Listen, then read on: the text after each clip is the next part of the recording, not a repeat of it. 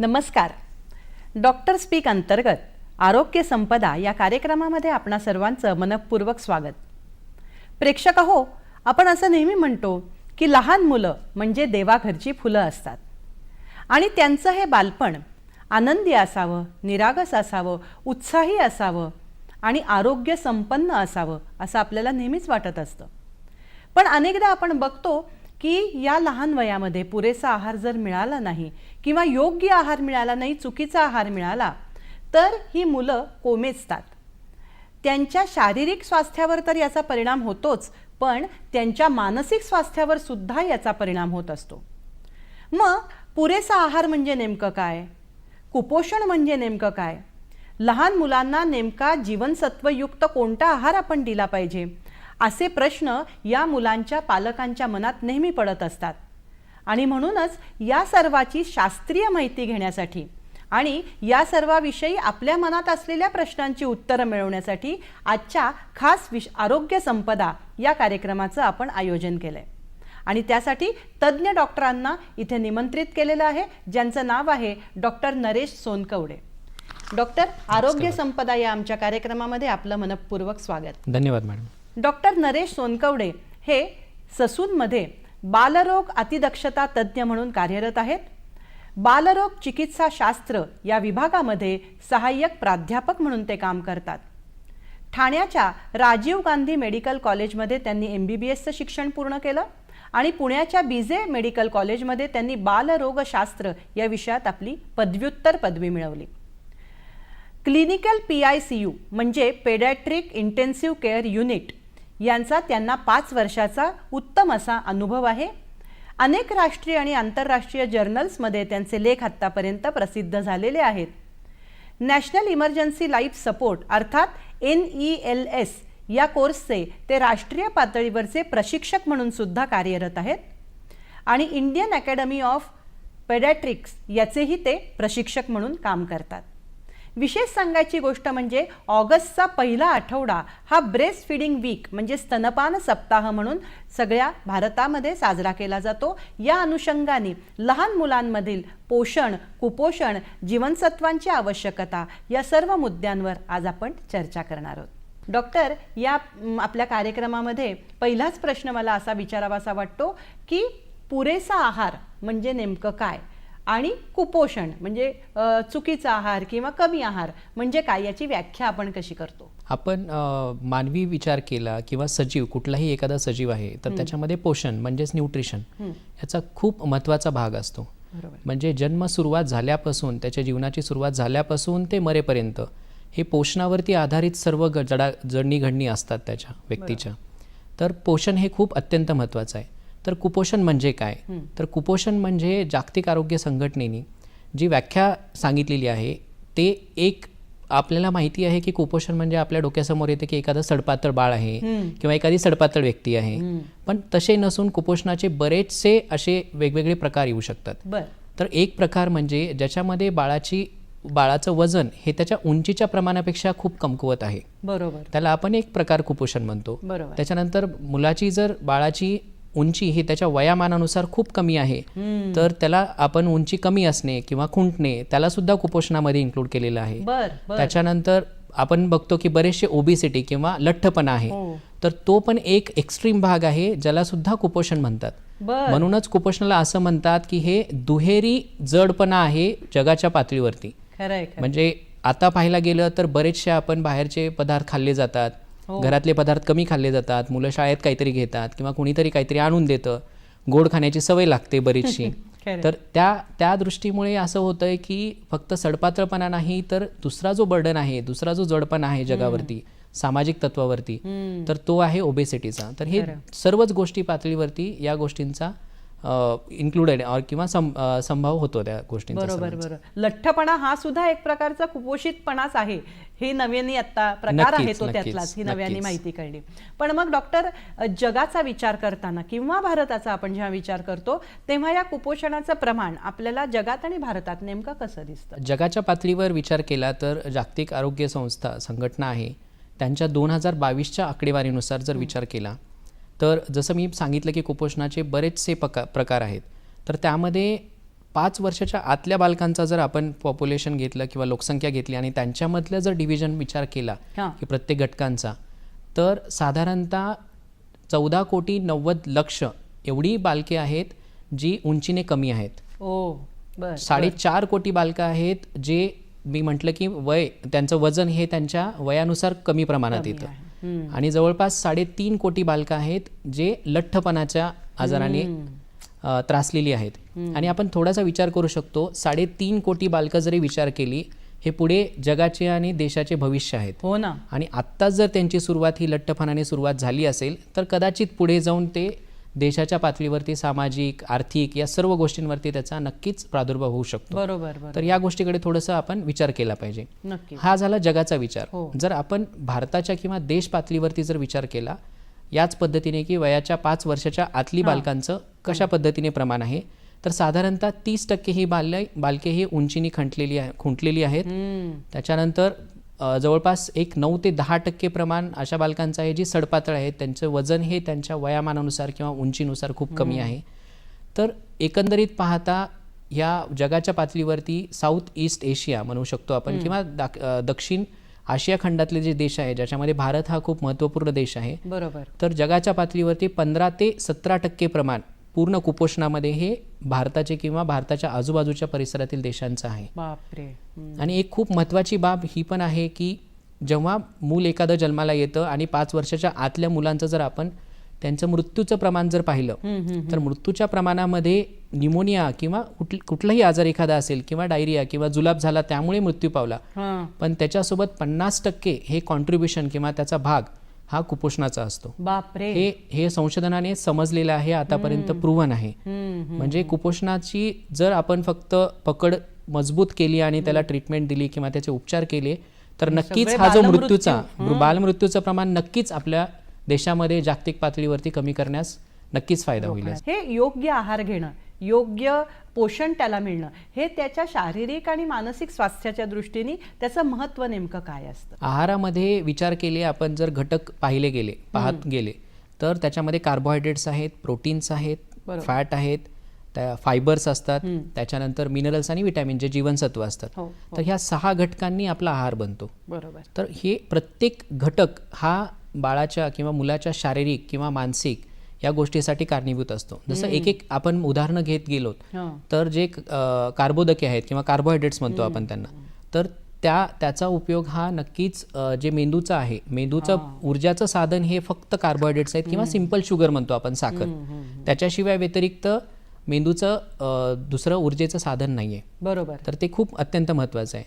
आपण complex carbohydrates म्हणतो किंवा जड पद्धतीचे कार्बोहायड्रेट्स, कार्बोदके, तर त्यांच्यामध्ये फायबरचं प्रमाण थोडंसं जास्ती असतं, तंतूचं प्रमाण जास्ती असतं, जे की आपल्या आतड्यांना इझिली किंवा विश्लेषणासाठी खूप इझिली या मलकरण क्रियेसाठी खूप उपयोगी असतात. त्याच्याच पुढे आपण जर बघितले प्रथिने, प्रोटीन, तर शरीरामध्ये प्रत्येक अवयवामधील एकदम सूक्ष्म घटकाला सुद्धा प्रथिनांची गरज असते. मसल जे आहेत आपले स्नायू आहेत त्यांच्या मसलच्या क्रियेसाठी हे प्रोटीनची किंवा प्रथिनांची खूप गरज असते. त्याच्यानंतर जे ग्रंथी म्हणतो आपण, जे आपले थायरॉइड म्हणतात, त्याच्यानंतर शरीरातल्या ग्रंथी आहेत, त्याच्यानंतर शरीर रचना आहे, या सर्व गोष्टींमध्ये प्रथिनांचं प्रमाण हे नक्कीच मूलभूत आहे. आता आपण म्हणाल नेक्स्ट आपण जातोय आता फॅटकडे. तर फॅट खूप घातक आहे असं पण म्हणू शकतो आपण, पण प्रमाणात फॅट घेणं हे सुद्धा अत्यंत महत्त्वाचं आवश्यक आहे, डेफिनेटली आवश्यक आहे.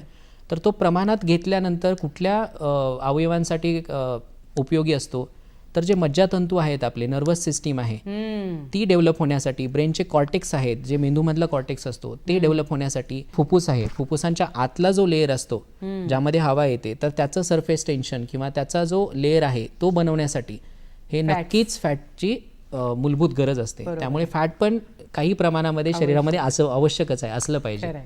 पुढे विचार केला आपण जीवनसत्व आणि मिनरल्सचा. बरोबर. तर जीवनसत्व नक्कीच खूप महत्त्वाचे असतात. प्रत्येक जीवनसत्वाचा हा सोर्स वेगळा आहे, त्याची कुठून ते भेटू शकतात आणि ते जर कमी पडले असतील तर त्याच्यामुळे कुठले रोग होतात. तर ह्या सर्व गोष्टी नक्कीच खूप महत्त्वाच्या आहेत. म्हणजे एकंदरीत पाहता हे 6 घटक जर आपल्या आहारात असतील तर शारीरिक आणि मानसिक वाढ, कारण बाळ सुदृढ असेल, चांगलं हेल्दी असेल तर नक्कीच पुढे जाऊन त्याचे मानसिक तत्वावरती कॉग्निटिव्ह कॅपेबिलिटी म्हणतो, शिकण्याची आवड आहे, ह्या गोष्टीमध्ये नक्कीच होतं. आणि हेच पुढे जाऊन आपल्या देशाचे फ्युचर किंवा भविष्य असतात. त्यामुळे प्रत्येक गोष्टीवरती सामाजिकदृष्ट्या, आर्थिकदृष्ट्या, सगळ्याच दृष्टीने हे आहार हा नक्कीच महत्त्वाचा भाग मानला जाऊ शकतो. अगदी खरं. प्रेक्षक हो, डॉक्टर आपल्याला सांगतायत की लहान मूल हे उद्याचं भविष्य आहे, त्यामुळे त्याचं चांगलं पोषण असणं हे त्याच्या शारीरिक आणि मानसिक दृष्टीने जसं महत्त्वाचं आहे तसं राष्ट्राच्या दृष्टीने सुद्धा ते महत्त्वाचं आहे. आपण आपल्या प्रश्नांना उत्तरं घेणारच आहोत, पण तत्पूर्वी घेऊयात क्षणभराची विश्रांती. प्रारूप मतदार यादी प्रकाशित झाली आहे. आजच मतदार यादीत नाव तपासा. यादीत नाव नसेल तर दिनांक 20 ऑगस्ट 2024 पर्यंत अर्ज क्रमांक 6 भरा. ऑनलाईन मतदार यादी आणि अर्ज भरण्यासाठी voters.eci.gov.in या संकेतस्थळाला भेट द्या किंवा वोटर हेल्पलाईन ॲप डाउनलोड करा.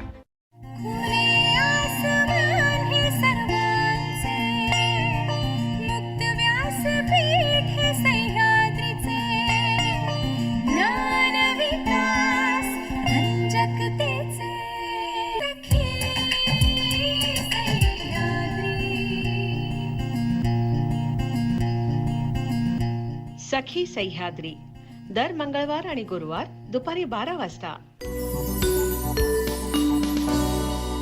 डॉक्टर स्पीक अंतर्गत आरोग्य संपदा या कार्यक्रमामध्ये आपणा सर्वांचं स्वागत. आपण चर्चा करतोय डॉक्टर नरेश सोनकवडे यांच्याशी. लहान मुलांमध्ये जीवनसत्वांचं काय महत्त्व आहे, योग्य पोषणाचं काय महत्त्व आहे या संदर्भात कोणत्या वयोगटामध्ये नेमकं हे योग्य पोषण मिळालं पाहिजे? इंग्लिशमध्ये आपण म्हणतो की well begun is half done. म्हणजे सुरुवात चांगली झाली तर नक्कीच तो यशस्वी होण्यासाठीचा 50% भाग पूर्ण होतो. तर सुरुवात कधी करावी हा एक महत्त्वाचा प्रश्न आहे. तर आपल्याला असा समज आहे किंवा गैरसमज म्हणू शकतो किंवा काही कमी नॉलेज असण्याचे किंवा ज्ञान कमी असल्यामुळे की आपल्याला वाटत असेल की जन्म झाल्यानंतर त्याची सुरुवात होते, तर हे चुकीचा भाग आहे. तर ॲक्च्युअली विचार केला गेला तर जन्म होण्याच्या पूर्वी 9 महिने बाळ हे आईच्या पोटात असतं. तर बाळाची वाढ ही तिथून सुरुवात होते. म्हणजे बाळाची वाढ होण्यासाठी आईचं पोषण कसं आहे हे खूप अत्यंत महत्त्वाचा भाग आहे. म्हणून 9 महिने बाळाच्या पोटात जे आहे, गर्भाशयामध्ये जे बाळ आहे त्याची वाढ ही आईच्या पोषणावरती डिपेंडंट आहे. म्हणूनच जागतिक आरोग्य संघटनेने याला 1000 दिवस असं म्हटलेलं आहे. म्हणजे 9 महिन्याचं जर कॅल्क्युलेशन आपण केलं तर ते 270 दिवस होतात. त्याच्यानंतर पुढचे 6 महिने हे एक्सक्लुझिव्ह ब्रेस्ट फिडिंग म्हणजे फक्त आणि फक्त आईच्या अंगावरचे दूध देणे हा काळ असतो. आणि 6 महिन्यापासून 24 महिन्यापर्यंत म्हणजे पुढचे 1.5 वर्ष हा काळ हा त्याला कॉम्प्लिमेंटरी फिडिंग किंवा पूरक आहार असा म्हणून दिला जातो. तर एकत्रित आपण जर हे पूर्ण कॅल्क्युलेशन किंवा बेरीज जमागोळा केली तर याचा पूर्ण दिवसांमध्ये येतो 270 आणि 2 वर्षांचा 365 आणि 365 म्हणजे 1000 दिवस. जर आपण पोषणाबद्दल 1000 दिवस खूप काळजी घेऊन प्रत्येक दिवसाचे जर कॅल्क्युलेशन करत गेलो आणि त्याला पूरक आहार देत गेलो तर नक्कीच पुढचे भविष्य आणि ते बाळ सुदृढ होण्यास कोणीच रोखू शकणार नाही. क्या बात आहे. फार महत्त्वाचा हा मुद्दा की बाळ गर्भात असल्यापासून तेही दिवस मोजून ते पुढचं त्या जन्माला आल्यानंतरची 2 वर्ष नक्कीच हा संपूर्ण 1000 दिवसांचा काळ हा त्याच्या शारीरिक पोषणाच्या आणि मानसिक पोषणाच्या दृष्टीने महत्त्वाचा आहे. आणि संशोधनामध्ये पण हे समजलेलं आहे की ज्या आईंचं वजन कमी असतं, ज्या आईंमध्ये लोहाचं प्रमाण कमी आहे, ॲनिमिया आहे, रक्त प्रमाण कमी आहे, तर त्यांची मुलं हे कमकुवत होतात. आणि तिथून पुढे आपल्याला काम करणं किंवा डॉक्टरांना किंवा घरच्यांना काम करणं, त्याच्यावरती उपचार करणं हे नक्कीच जड जातं. बरोबर आहे. म्हणून सुरुवात ही आईपासूनच झाली पाहिजे. जेव्हा तुम्ही बालपोषणाचा हा विषय काढता तेव्हा स्तनपान हा महत्त्वाचा विषय त्याच्यामध्ये येतो. तर आईच्या दृष्टीने आणि बाळाच्या दृष्टीने स्तनपानाचे नेमके कोणते फायदे असतात ते आम्हाला सांगा. स्तनपान हा म्हणायचा झाला तर हा वरदान आहे देवाने दिलेला. ती कितीही गरीब आई असो किंवा कितीही श्रीमंत असो, तिच्याकडे एक श्रीमंती नक्कीच आहे, ती स्तनपान करण्याची प्रक्रिया किंवा तिचं तो एक वरदान दिलेलं आहे देवाने, तो नक्कीच आहे तिच्याकडे. आणि बाळाला सुद्धा न विचार करता तो प्राशन करणे हा पण त्याचा एक हक्क आहे, जन्मसिद्ध हक्क आहे. तर हा कंटिन्यू राहायला पाहिजे. तर संशोधनामध्ये वैज्ञानिकदृष्ट्या जर विचार केला तर स्तनपानाचे बरेचसे फायदे आहेत. तर काही मुबलक आपण जर आता चर्चा करायची गेली तर मातेसाठी पण फायदे आहेत आणि डेफिनेटली बाळासाठी तर आहेतच आहेत. तर सुरुवातीला जेव्हा बाळ जन्माला येतं तेव्हा 2 ते 3 दिवस हा कोलोस्ट्रम नावाचा सिक्रिशन, म्हणजे ते दूधच आहे पण कोलोस्ट्रम त्याला म्हणतात, तर ते पातळ पद्धतीने असतं. बराच गैरसमज असतो की हा जो कोलोस्ट्रम आहे तो पातळ आहे तर तो काही बाळाला उपयोगी नाहीये आणि तो देऊ नका. पण कोलोस्ट्रम मध्येच सर्वात जास्ती अँटीबॉडीज असतात, बाळाला प्रतिकार क्षमता होण्यासाठी कारणीभूत असतात, ते उपयोगी पडतात. बाळाचं जे हंगर आहे म्हणजे तहान आहे ती भागवण्यासाठी पुरेसं प्रमाण असतं, प्रोटीन्स असतात आणि मुबलक प्रमाणामध्ये कार्बोहायड्रेट्स पण असतात जे एनर्जी फुलफिल करतात. त्यामुळे नक्कीच कोलोस्ट्रमचा हा भाग असतो. नंतर 3 ते 4 दिवसानंतर मग दुधाचं प्रमाण वाढायला चालू होतं. तर या दुधामध्ये काय काय घटक असतात आणि जे फायदेशीर कशा पद्धतीने आहेत बाळासाठी, तर दुधामधले कार्बोहायड्रेटचं प्रमाण हे साधारणतः 7.2 ग्रॅम असं आपण म्हणतो लॅक्टोज प्रमाण असतं. तर त्यामुळे आपले बाळाची जी एनर्जीची रिक्वायरमेंट आहे ती फुलफिल होते. दुधामध्ये असे बरेचसे घटक आहेत जे लॅक्टोफेरिन म्हणतो, त्याच्यानंतर DHA आहे, इम्युनोग्लोबिलिन A आहेत. तर हे घटक प्रतिकार क्षमता बाळाची वाढवण्यासाठी नक्कीच कारणीभूत येतात. पाबा म्हणून घटक असतो जो मलेरियापासून बाळाला वाचवतो, असे संशोधन झालेले आहेत. म्हणजे बाळासाठी प्रतिकार क्षमता वाढवण्यासाठी अँटीबॉडीज किंवा काही घटक कारणीभूत असतात. बरोबर. बाळाचा मेंदू वाढावा यासाठी लिनोलेनिक ऍसिड, DHA याचे प्रमाण महत्वाचे असते. तर हे प्रमाण आपोआप त्या दुधामध्ये ऑलरेडी इन्क्लुडेड असतं, म्हणजे बाहेरून काही घेण्याची गरज पडायला पाहिजे असं मला वाटत नाही. म्हणजे बाळाची मानसिकदृष्ट्या सुद्धा वाढ ही दुधाद्वारे होऊ शकते. जशी प्रतिकार क्षमता आहे तशीच मानसिक वाढ पण होऊ शकते.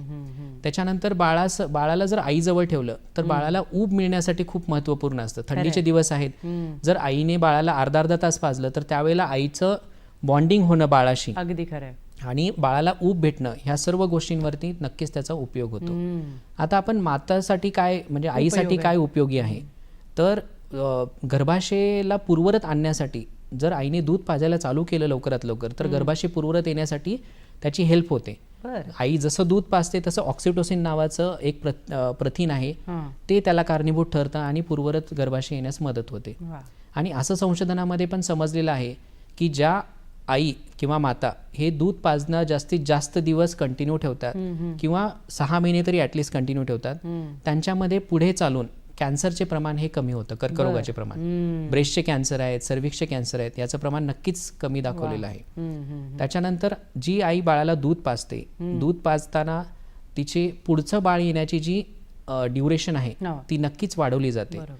म्हणजे जे लोकसंख्या वाढवण्यामुळे जे कारणीभूत होतं, आपण कॉन्ट्रासेप्शन म्हणतो, तर एक पद्धतीने हा फॅक्टर कारणीभूत ठरतो या गोष्टीसाठी. तर अशाच प्रकारे बरेचसे असे बाळासाठी आणि मातांसाठी, आईसाठी पण नक्कीच स्तनपान हे उपयोगात ठरतं. पण आता कसं होतं डॉक्टर की पहिल्यांदाच माता झालेल्या, आई झालेल्या ज्या मुली असतात, तरुण मुली असतात, त्यांना हा एक प्रश्न पडतो की बाळ रडायला लागलं तर ते नेमकं दुधासाठी रडतंय का इतर कोणत्या कारणासाठी रडतंय, हा पहिल्यांदा आई झालेल्या बाईच्या मनामध्ये नेहमी प्रश्न येतो आणि मग ती कन्फ्यूज होऊन जाते, गोंधळून जाते. तर हे कसं समजतं की बाळ दुधासाठी रडतंय का इतर कुठल्या गोष्टीसाठी? बाळ रडतं ही स्टेज किंवा ही स्थिती ही शेवटची असू शकते. असा प्रकार आहे. रडण्याची बरेचसे कारणं असू शकतात. जर आपण फक्त एक विचार केला भूक लागल्यानंतर रडणं, पण भूक लागलेली ही रडण्याच्या पूर्वी बरेचसे असे संकेत बाळ देतं, तर ते संकेत आईने पकडणं गरजेचं आहे, ते शोधून काढणे गरजेचे आहे. आणि जशी सवय होते बाळाची तशी ते आईला आपोआप समजायला लागतात. की त्याच्यातलीच एक उदाहरणं द्यायची म्हटली तर बाळ आळस आल्यासारखं असं अंग मोडणे, त्याच्यानंतर जिभेला ओठांवरती लावत राहणे, ओठांवरती मुवमेंट करत राहणे, एक रडणं नाही म्हणत आहे पण थोडेसे आवाज काढणे, रडण्याच्या पूर्वीचे आवाज काढणे, ह्या सर्व ह्याला म्हणतात आपण क्यूज, की मला आता भूक लागलेली आहे, मला कोणीतरी हिंट मिळते. किंवा आईने बाळाला जर उचलून घेतलं तर ते शोधात राहतात की कुठे स्तन आहे, म्हणजे त्या ठिकाणी चेहरा वळवणे किंवा स्तनाच्या जवळ गेल्यानंतर इमिडिएटली ते स्तनाला पकडतात. तर हे सगळे क्यूज आहेत. या गोष्टी हळूहळू आपल्याला आईला स्वतःला समजायला लागतात, कळायला लागतात आणि त्या पद्धतीने मग जे आपण म्हणतो की रडण्याची प्रक्रिया, ती रडणं हे शेवटचा भाग असतो. त्याच्या अगोदर जर हे गोष्टी जर संकेत दिले बाळाने तर नक्कीच तो डिमांड करतोय, तो विचारतोय की मला आता दूध हवंय, आणि ते आईने नक्कीच दिलं पाहिजे, कळायला पाहिजे. ते आईला अनुभवातनं हळूहळू कळतं. पण हे एक संकेत आहेत जे मी सांगितलेले, एक लिस्ट, की त्याच्याप्रमाणे ते आईला थोडे बहुत कळायला लागतं. डॉक्टर, आईला जर सर्दी, खोकला किंवा ताप आला असेल, आता काही वेळेला आईला व्हायरल इन्फेक्शन होऊ शकतं किंवा बाकी काही काही इन्फेक्शन होऊ शकतं, तर अशाही परिस्थितीमध्ये तिने बाळाला पाजायचं का, स्तनपान करायचं का? आता आपण विचार केलाय सर्दी खोकला ताप, तर साधारणतः सर्दी खोकला ताप ज्याला आपण घरी ट्रीटमेंट देतोय किंवा घरी उपचार चालू आहेत आईचे, म्हणजेच ते साधारणतः व्हायरल डिसीज असतं. बरोबर. व्हायरसमुळे विषाणूमुळे होणारी आजार आहेत. तर विषाणूमुळे आजार हे संसर्गजन्य आजार म्हणतो आपण, पण तो संसर्गजन्य आजार कशातून स्प्रेड होतो, तर तो शिंका आहेत, खोकल्यातून जे ड्रॉपलेट्स बनतात त्याच्यातून तो स्प्रेड होतो. तर खूप असे क्वचित व्हायरसेस आहेत जे स्तनातून किंवा दुधातून बाळाला जातात. तर त्यामुळे असं कुठल्याच संघटनेने, जागतिक आरोग्य संघटनेने असं सांगितलेलं नाहीये की सर्दी खोकला ताप असल्यानंतर आईने दूध पाजणं थांबवावे, असं बिलकुल नाही. तर आईने या कंडिशनमध्ये सुद्धा दूध पाजणं गरजेचं आहे. फक्त दूध पाजताना काय काळजी घ्यायची हे खूप महत्वाचे पॉइंट्स आहेत किंवा मुद्दे आहेत. तर काय काय करायला हवे, तर आईने हात वारंवार स्वच्छ करणे, हात धुणे, बाळाला हात लावण्यापूर्वी, बाळाला हात लावल्यानंतर, दूध पाजताना, स्तनाला फक्त साध्या पाण्याने धुवून काढणे, त्याच्यानंतर बाळाला जवळ घेताना मास्क वापरणे किंवा शिंकणे, खोकला येऊ नये किंवा सर्दीतून ते विषाणू बाळापर्यंत पोहोचू नये. तर या गोष्टींची काळजी घेणं अत्यंत महत्वाचं आहे. तर या गोष्टींची काळजी घेतली तर असं बिलकुल नाही म्हणता येणार की सर्दी खोकला आहे म्हणून आईने बाळाला पाजू नये का. तर यात अत्यंत महत्वाचं हे पण बाब आहे की आईची विश्रांती पण तितकीच महत्वाची असते. तरी सर्व कुटुंबांनी मिळून या गोष्टीकडे लक्ष दिलं पाहिजे त्या काळामध्ये जेव्हा आईला विषाणूंचा प्रादुर्भाव झालेला असतो. फारच महत्वाची माहिती आहे. प्रेक्षक हो, आपण अतिशय महत्वाची माहिती स्तनपानाच्या संदर्भात सुद्धा डॉक्टर आपल्याला देत आहेत आणि तीच आपण पुढेही घेणार आहोत. पण तत्पूर्वी घेऊयात क्षणभराची विश्रांती. महाराष्ट्राची रसना जपते नवीन वाटा अनवट स्वाद. अनवट स्वाद, लोकल ते ग्लोबल, चविष्ट खाद्य पदार्थांची लज्जतदार आणि स्वादिष्ट यात्रा, सोबत उत्कृष्ट आणि अनुभवी मार्गदर्शक. हा पराठा सुद्धा ऑलमोस्ट रेडी झालेला आहे. मना मनाला घाली साध, कशी कोठुनी चव सापडे, ओठांवरती येते दाद, जगण्याचे ही मर्म सांगतो इथला अनवट स्वाद. अनवट स्वाद प्रसारण दर सोमवारी आणि मंगळवारी सकाळी 11:30 वाजता आणि पुनःप्रसारण दुपारी 4 वाजता, फक्त आपल्या सह्याद्री वाहिनीवर. जाणून घेऊया आपल्या जवळपास घडणाऱ्या घटनांचं विश्लेषण, त्यामागील असणारी वास्तविकता, तसंच विविध विषयांवरील तज्ज्ञ मंडळींची मतं, फक्त आपल्या हॅलो सह्याद्री या कार्यक्रमात. प्रत्येक सोमवार आणि शुक्रवार दुपारी 12 वाजता आणि पुन्हा प्रसारण रात्री 11 आणि दुसऱ्या दिवशी सकाळी 9 वाजता, फक्त आपल्या सह्याद्री वाहिनीवर. डॉक्टर स्पीक अंतर्गत आरोग्य संपदा या कार्यक्रमामध्ये आपणा सर्वांचं पुन्हा एकदा स्वागत. आपण चर्चा करतोय डॉक्टर नरेश सोनकवडे यांच्याशी.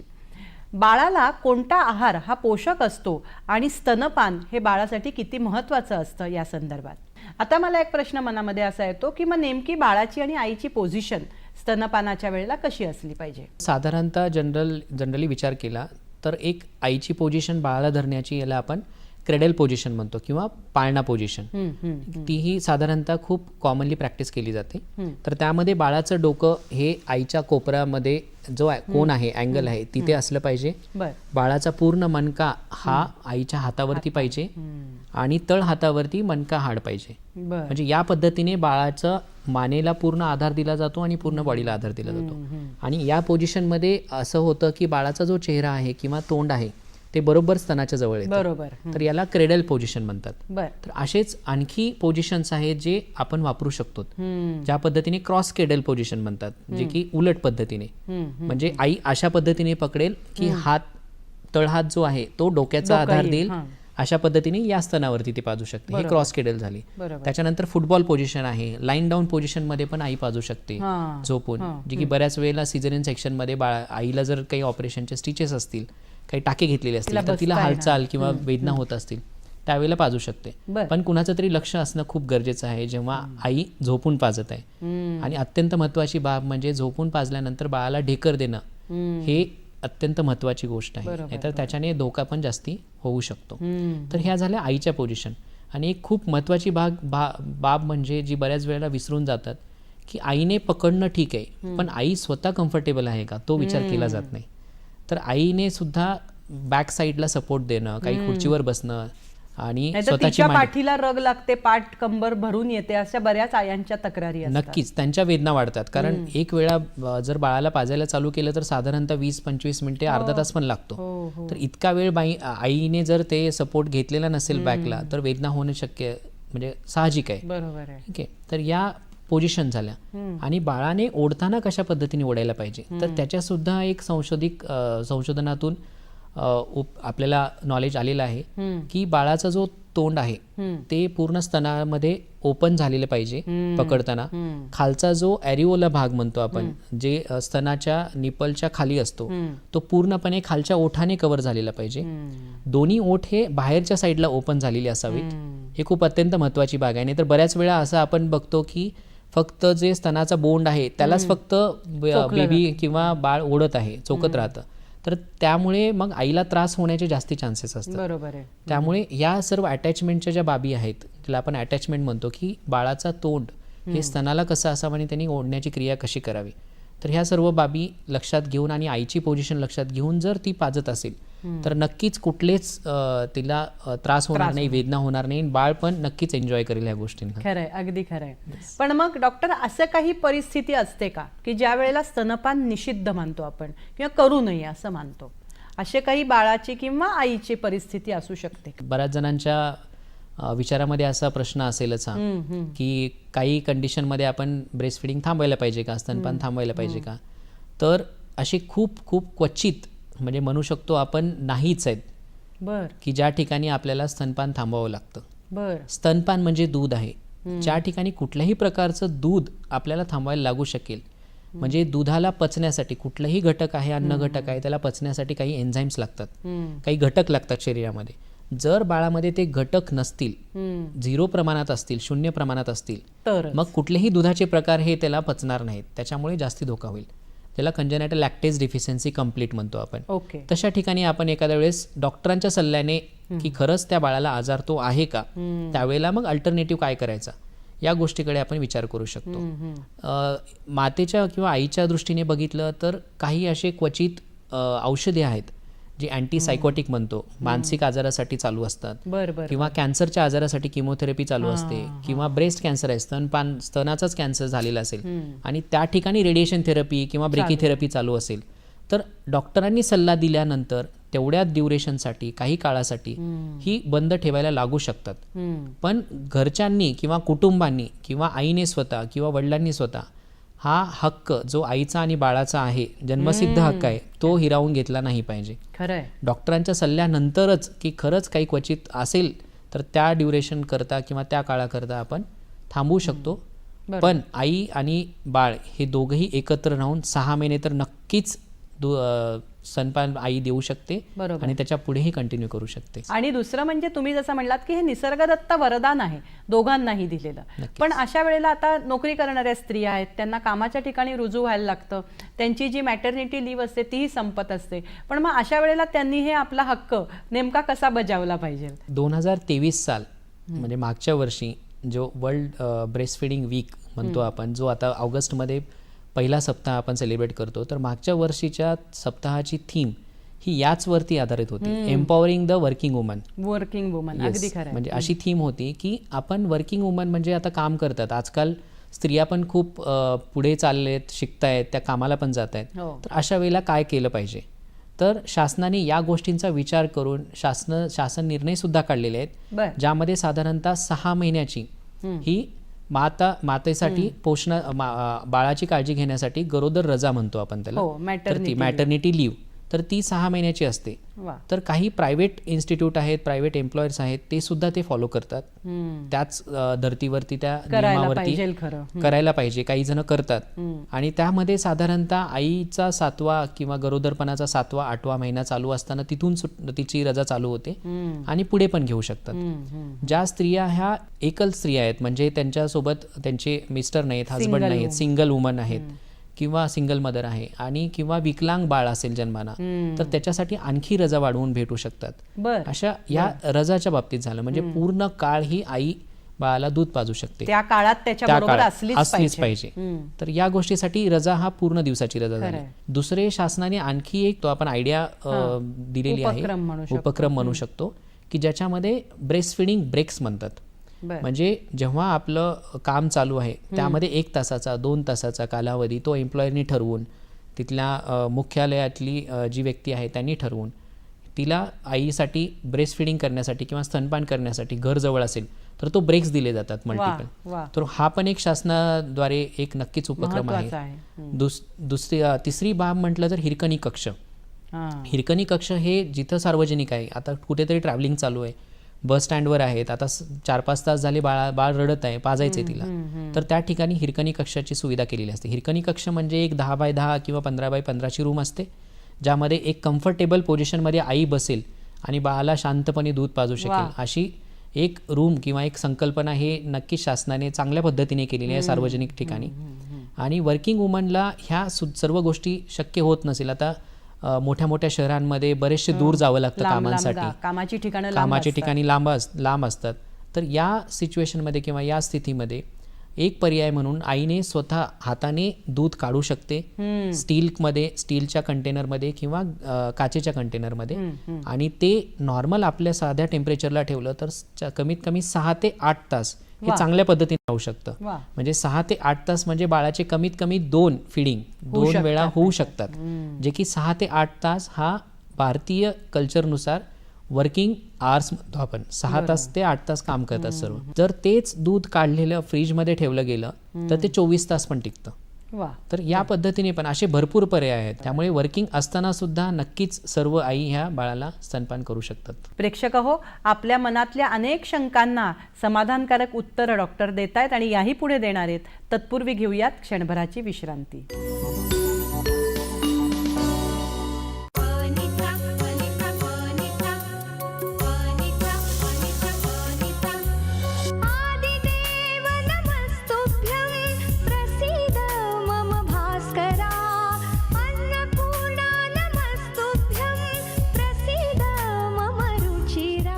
रुचिरा प्रसारण बुधवार ते शुक्रवार सकाळी 11:30 वाजता आणि पुनःप्रसारण दुपारी 4 वाजता फक्त आपल्या सह्याद्री वाहिनीवर. हो,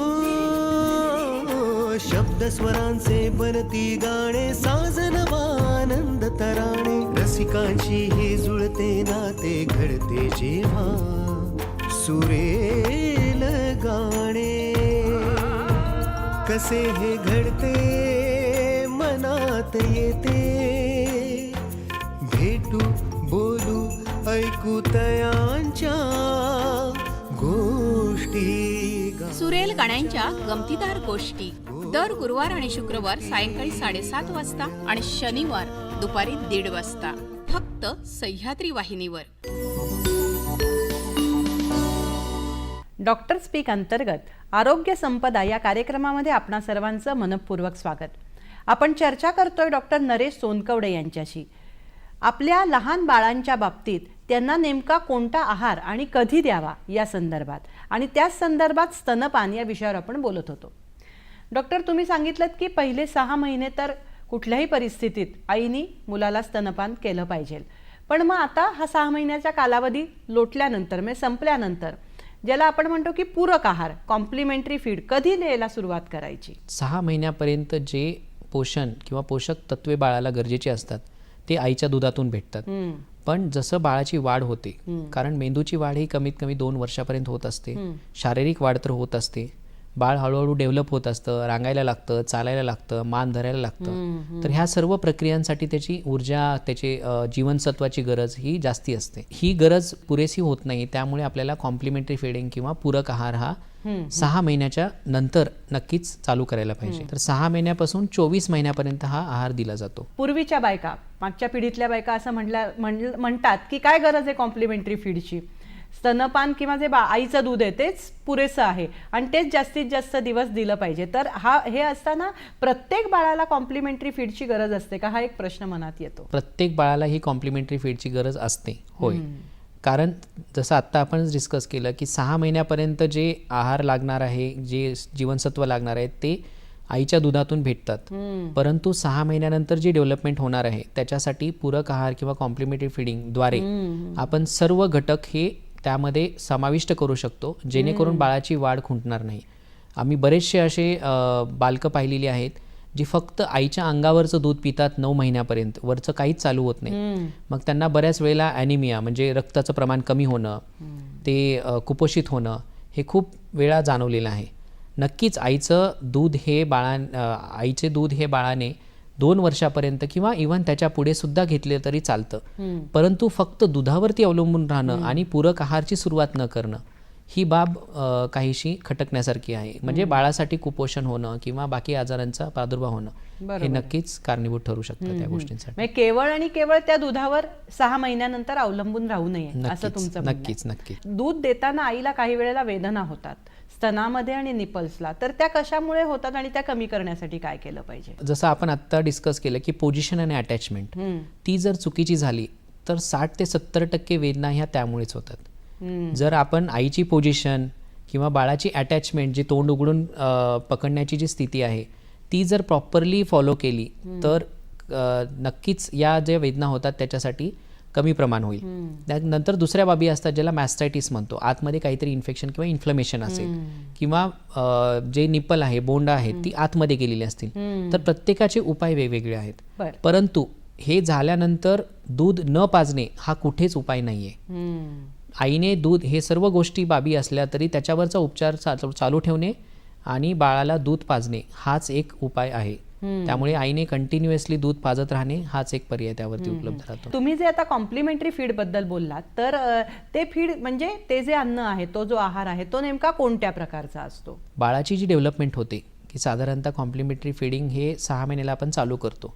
कारण त्यावेळेला बाळाला दातं जस्ट सुरुवात आपण 7 महिन्याला चालू होते. म्हणजे बाळाला हे द्रव पदार्थाचे किंवा थोडेसे सॉलिडिफिकेशनकडे जाणारे पदार्थ गरजेचे असतात. त्याच्यानंतर बाळाचा जबडा हा आजूबाजूला हालायला चालू करू शकतो, तो त्याची वाढ होते. बरोबर. किंवा जिभेची जी मुवमेंट आहे ती आजूबाजूला होणे, वर खाली होणे. मान धरण्याची प्रक्रिया ही बाळाची साधारणतः 4 ते 5 महिन्याला कंप्लीट झालेली असते. म्हणून मग 6 महिन्याला अशा पद्धतीने गिळण्यासारखी पदार्थ आपण चालू करू शकतो. बरोबर. आणि याचे काही प्रिन्सिपल्स किंवा तत्वे आहेत की कुठला पदार्थ चालू करावा किंवा कशा पद्धतीने पदार्थाची उपलब्धता करावी. तर याच्यामध्ये एक आहे, घरात जे उपलब्ध असेल, जे सोयीस्कर असेल, आपल्या सांस्कृतिक प्रक्रियेला अवलंबून असेल किंवा त्याला धरून असेल, बरोबर आहे, स्वच्छताने राखलेलं अन्न असावं, फ्रेशली प्रिपेअर्ड म्हणजे स्वच्छ आणि आत्ता ताजे बनवलेलं असावं, शिळे देऊ नये. तर या गोष्टींचा विचार करून जे अन्न बनवलं जातं त्याला पूरक आहार म्हणतात. वा.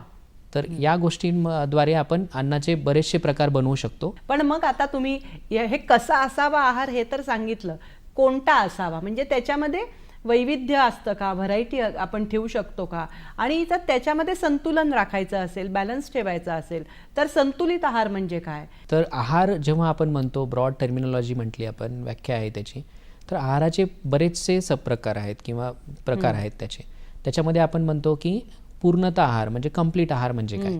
तर कंप्लीट आहारामध्ये जसे आपण 6 घटक विचार केले, त्याच्यामध्ये कार्बोहायड्रेट्स आहेत, प्रोटीन्स आहेत, फॅट आहे, फायबर आहे, मिनरल्स आहे आणि जीवनसत्व म्हणजे विटॅमिन्स आहेत.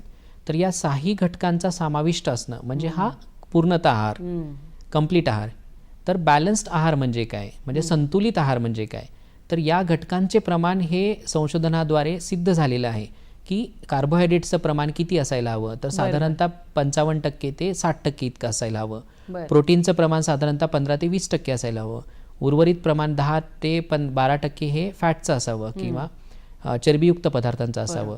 आणि जीवनसत्वाची मात्रा ही ठरल्याप्रमाणे असते प्रत्येकाची घटकाची.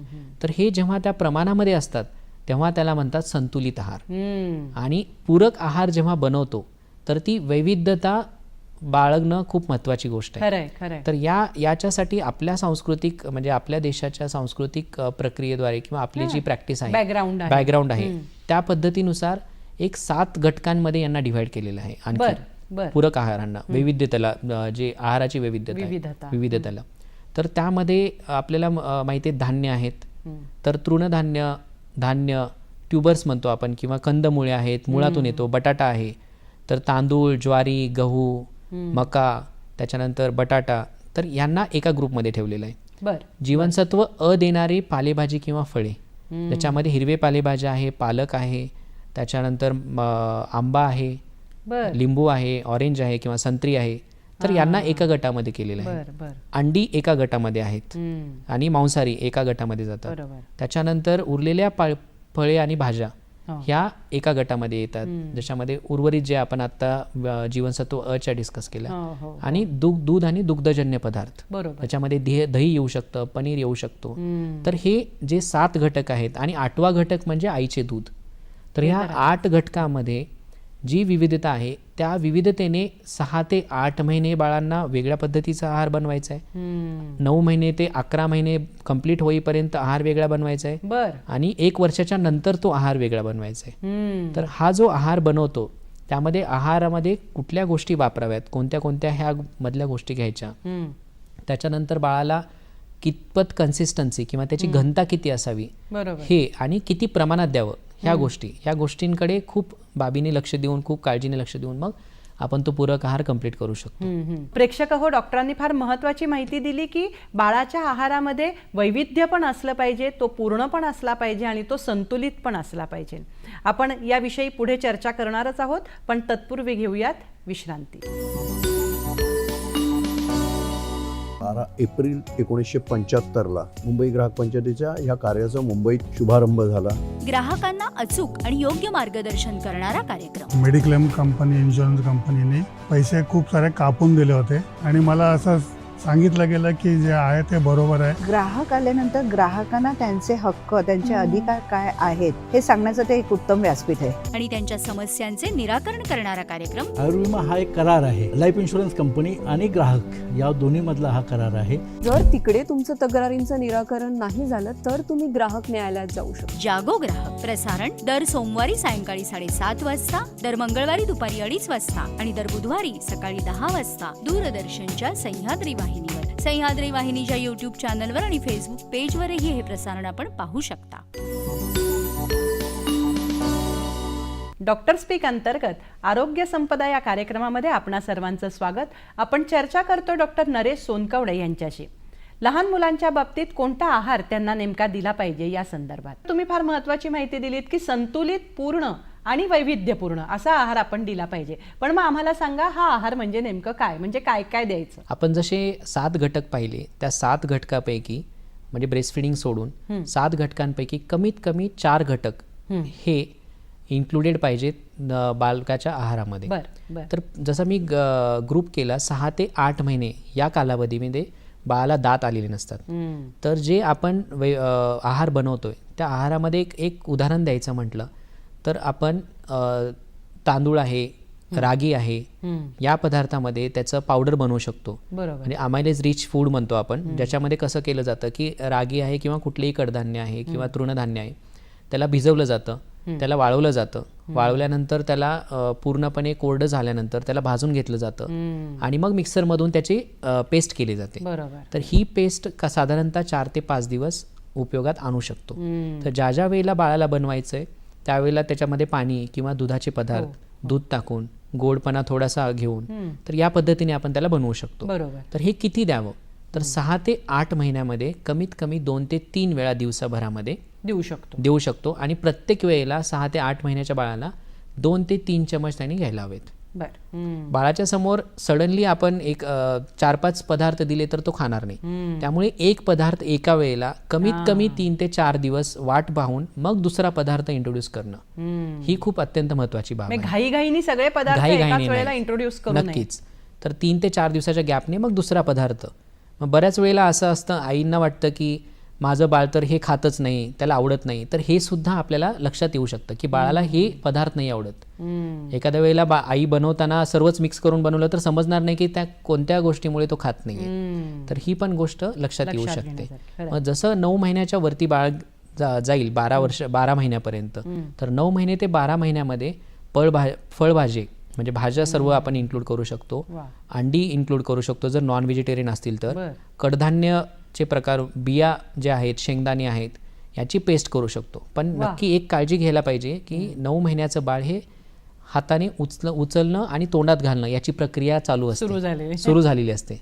तर हा धोका पण असू शकतो जर आपण त्याला बियायुक्त फळे दिली तर ती घशात अडकतात किंवा श्वसन नलिकेमध्ये अडकू शकतात. तर हा धोका नक्कीच तो टाळून मग त्याला पेस्ट करून किंवा कोणीतरी सोबत असून मग त्याला द्यायला हवं. आणि बाळ जेव्हा खातं 9 महिन्याच्या नंतर तेव्हा ते खाणं त्याला एन्जॉय करू द्यात. म्हणजे स्वतःच्या हातात त्याला फळ घेऊ द्यात, ते फळ स्वतःला खाऊ द्यात. ठीक आहे. आता बऱ्याच वेळेला स्वतः घेऊन खाण्यातल्या आनंदामध्ये त्याला खूप एन्जॉयमेंट होईल. आणि जेव्हा सर्व बसतात तेव्हाच खायला बसणं, जी आईला ताट वाढलेलं आहे त्याच पद्धतीने ताट वाढणं, पण क्वांटिटी कमी देणं, हे 9 महिन्यानंतर आपण करू शकतो. कारण बाळ बसायला लागलेलं असतं किंवा आईच्या कडेवरती बसवून मग आई खाते तेव्हा त्याला समजतं की ही प्रक्रिया खाण्याची आहे, मग तो पण उचलायला लागतो. त्याला अनुकरणातून शिकत जातात. त्याला फिंगर फूड्स म्हणतो आपण, जे हातात येण्याजोगे गोष्टी खाऊ शकतो. पण बऱ्याच वेळेला हा गैरसमज असतो की मग बाळाला फळं का द्यायची, सिंपल आहे, मी मिक्सरमधून काढते आणि ज्यूस देते. पण ज्यूस देणं हे घातक आहे. म्हणजे बाहेरचं ज्यूस देणं, बाहेरून आपण पॅक्ड ज्यूस आणले तर त्याच्यामध्ये प्रिझर्वेटिव्ह वापरलेले असतात, साखरेचं प्रमाण संतुलित नसतं, तर याचे दुरुपयोग जास्ती आहेत. त्यापेक्षा जर फळं वापरली गेली तर त्याच्यामध्ये तंतू म्हणजे फायबरचं प्रमाण जास्ती असतं, जे की बाळाच्या आतड्यांसाठी खूप हेल्दी किंवा उपयोगी पडतं. तर त्यामुळे ज्यूसच्या ऐवजी डायरेक्ट फळं देणं हा एक चांगला उत्तम पर्याय आहे. आणि जसं 12 महिन्याच्या पुढे बाळ क्रॉस झालं तेव्हा आई जेवढं बाळ खाते, चपाती आहे, भात आहे, खिचडी आहे, हे सर्व पदार्थ देऊ शकतो छोटे छोटे तुकडे करून. बाळ स्वतः उचलेल आणि खाईल. घास त्याला करून घास करून देऊ शकतो. तर अशा पद्धतीने 3 भागांमध्ये आपण जर हा 24 महिन्यांचा काळ डिवाइड केला तर 6 महिने हे फक्त दूध, 6 महिने ते 8 महिने हे एकदम पेस्ट केलेले, आपण म्हणू शकतो एकदम पातळ शिरा, म्हणजे घट्ट तुपासारखा जर असं टाकता आलं तर जसं तूप पडतं एक सेमी लिक्विड क्वांटिटीमध्ये, तसं करू शकतो. 9 महिन्यानंतर आपण कडधान्य, बिया, शेंगदाणे, अंडी हे इन्क्लूड करू शकतो. टीव्ही समोर किंवा मोबाईल समोर जेवतात तर त्याचे नेमके काय दुरुपयोग होऊ शकतात, या आपल्या माध्यमातून हे समाजापर्यंत पोचावं अशी एक इच्छा आहे. टीव्हीच्या समोर किंवा कुठल्याही एका दूरसंचारच्या समोर बसून सर्वांनी जेवलं तर त्याच्यामध्ये बाळाच्या दृष्टीने विचार केला आपण, जसं आत्ता म्हटलं होतं की बाळाला टेस्ट डेव्हलप होण्यासाठी वेळ लागतो, त्यात त्यांनी आनंद घेतला पाहिजे खाण्यामध्ये, तर त्याच्या मेंदूपर्यंत ते पोहोचेल. जर मेंदूपर्यंत फक्त व्हिज्युअल म्हणजे जे समोर चालू आहे, काहीतरी कार्टून्स खेळतायत तेच जर लक्षात राहिलं तर त्याचा तो काय खातोय या गोष्टीकडे मेंदू काम करणार नाही. जी टेस्ट डेव्हलपमेंट आहे त्याला डिले होईल किंवा उशिरा होईल. मग त्यामुळे त्याची चिडचिडपणा वाढेल, मी हे खाणारच नाही, मी काय खाल्लं होतं मला माहितीच नाही. म्हणजे एक बाळाच्या दृष्टीने हे दुरुपयोग होऊ शकतात. किंवा टीव्हीकडे बघून खाताना जर त्याला आवडीचा पदार्थ असेल तो खातच राहील, मग याच्याने खूप खाल्ल्याने सुद्धा ओबेसिटीचं प्रमाण वाढण्याची शक्यता आहे. हे साधारणतः 2 वर्षाच्या नंतरच्या बाळांना कारणीभूत ठरतं. तर त्यामुळे टीव्हीच्या समोर खाण्यापेक्षा बाळाने ते एन्जॉय केलं पाहिजे. त्याला कलरफुल पद्धतीने आहार बनवून द्या.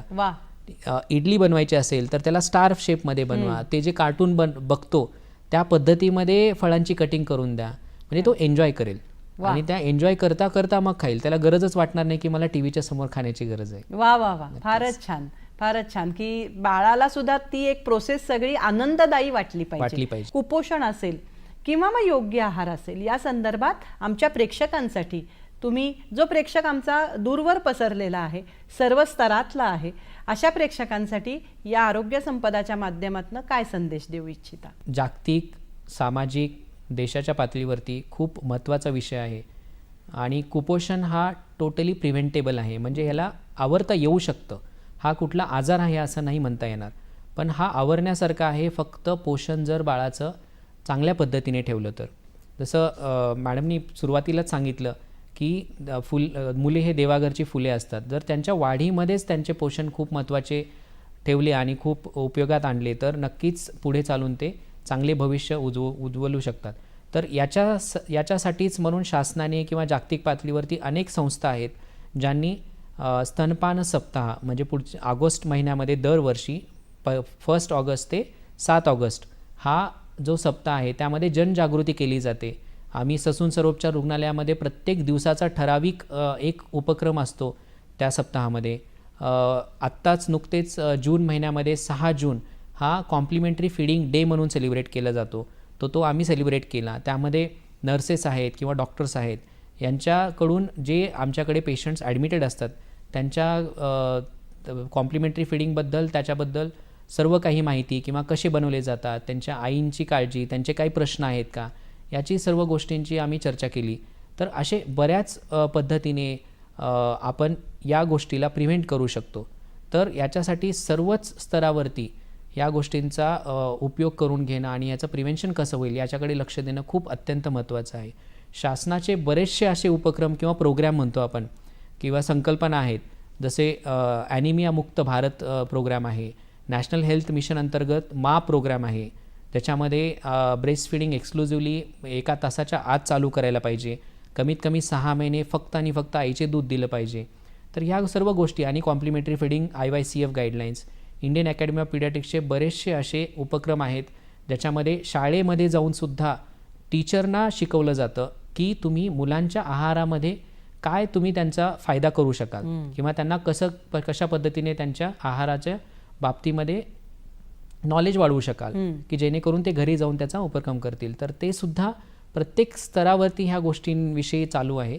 तर सर्वच व्यक्तींनी, जे आमचे प्रेक्षक आहेत त्यांनी सर्वांनी हा विचार केला पाहिजे की माझ्या घरामध्ये एकही कुपोषित बाळ जन्माला येणार नाही आणि जन्माला आलं तरी त्याला चांगले पोषण देऊन आम्ही उर्वरित स्थितीमध्ये पूर्ण सदृढ बाळ आम्ही त्याला पुढे त्याच्या भविष्यामध्ये काही त्रास होणार नाही याच्यासाठी आम्ही त्याची डेव्हलपमेंट करू. प्रेक्षक हो, डॉक्टरांनी अतिशय महत्त्वाची माहिती आपल्याला सांगितली की बाळाच्या जन्माच्या आधीपासून, बाळ पोटात असल्यापासून ते बाळाच्या जन्मानंतरचे 2 वर्षापर्यंत 1000 दिवसांचा हा जो कालावधी आहे तो त्याच्या पोषणाच्या दृष्टीने अत्यंत महत्त्वाचा आहे.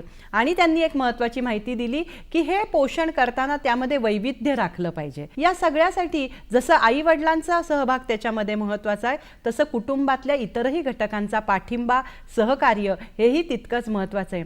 सुदृढ, निरोगी आणि चांगल्या रीतीने पोषण झालेलं जर बाळ असेल, लहान मूल असेल, तर ते उद्या देशाचं भविष्य असणार आहे. म्हणून देशाचं भविष्य जर उज्ज्वल ठेवायचं असेल तर या लहान मुलांच्या पोषणाकडे निश्चितच जाणीवपूर्वक लक्ष दिलं पाहिजे. हे आजच्या या कार्यक्रमाच्या माध्यमातून आपल्या लक्षात आलं.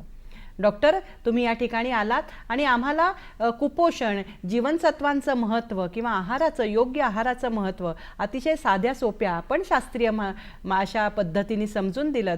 त्याबद्दल दूरदर्शनच्या वतीनं मी आपले मनपूर्वक आभार मानते. धन्यवाद. धन्यवाद.